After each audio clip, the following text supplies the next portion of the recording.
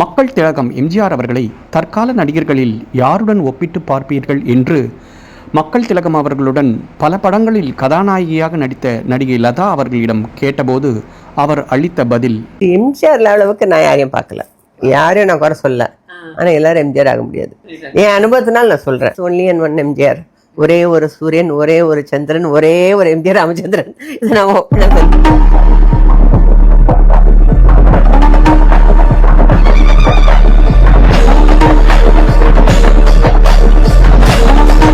அவருடைய புகழ் இன்னும் மறையல.